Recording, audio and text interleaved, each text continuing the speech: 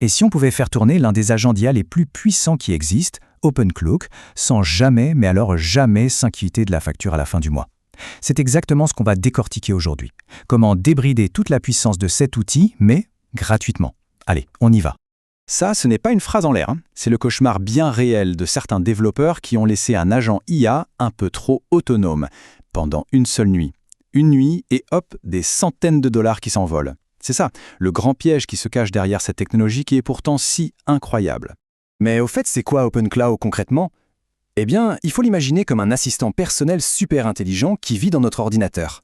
On lui demande de créer un site web et c'est parti. Il écrit le code, il cherche les images, il le met en ligne tout seul. Franchement, c'est de la science-fiction qui est devenue notre réalité.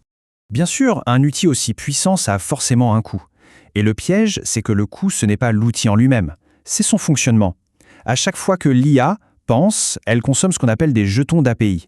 C'est un peu comme de l'essence pour une voiture. Et ce compteur-là, il peut grimper à une vitesse folle. Alors, voici le plan de match pour aujourd'hui. On va d'abord bien comprendre pourquoi ça peut coûter si cher. Ensuite, on va explorer 3 méthodes, pas une, pas deux, mais 3 pour ramener cette facture à zéro. On va voir la solution d'NVIDIA, celle d'OpenRouter, et enfin, une petite astuce pour utiliser les abonnements qu'on a peut-être déjà. C'est parti. Voilà le cœur du problème. OpenCloud, il est infatigable. Il ne dort jamais, il ne fait jamais de pause. Chaque seconde qui passe, il pense et donc il consomme des jetons. C'est exactement comme si on laissait un robinet d'eau ouvert en permanence.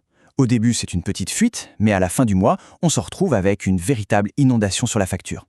Heureusement, il existe des solutions pour fermer ce fameux robinet. Et la bonne nouvelle, c'est qu'on va voir ensemble 3 manières, 3 chemins différents pour faire tourner OpenSol sans débourser un seul centime. L'idée, c'est de pouvoir expérimenter sans aucune limite et surtout sans stress. Bon, alors récapitulons ces 3 voies. D'un côté, on a la solution directe via NVIDIA.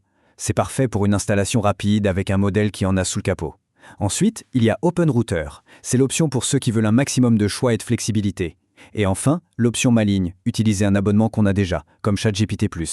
Il y en a vraiment pour tous les goûts.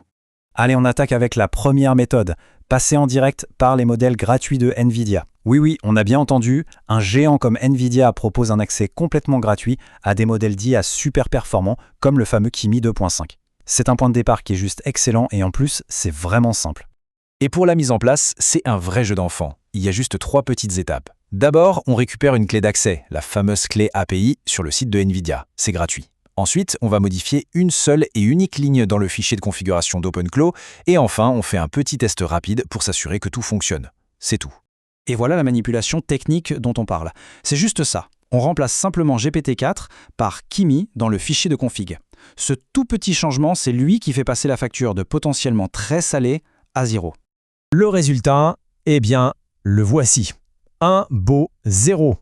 Et c'est ça le point le plus important. À partir de ce moment, le coût n'est plus un sujet.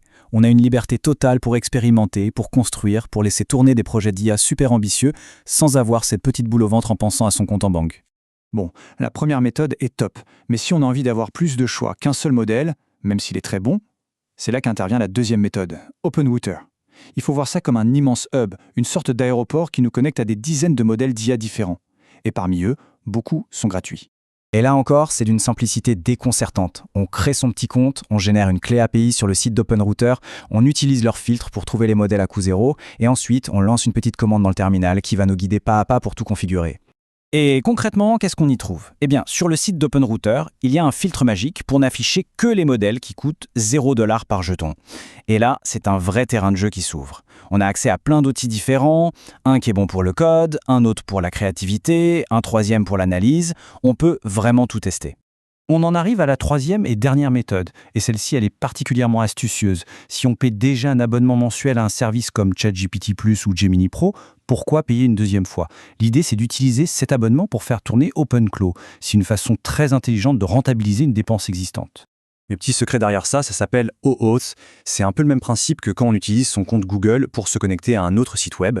Au lieu de donner une clé API qui, elle, est payante, on va juste autoriser OpenCloud à utiliser notre compte de manière totalement sécurisée. Et tout ça se configure très facilement en suivant les étapes dans le terminal. Le bénéfice est limpide. On unifie les coûts. Fini de jongler avec plusieurs factures qui tombent à la fin du mois. L'abonnement qu'on paie déjà devient le moteur de notre agent IA. C'est simple, c'est efficace et économiquement, c'est très malin.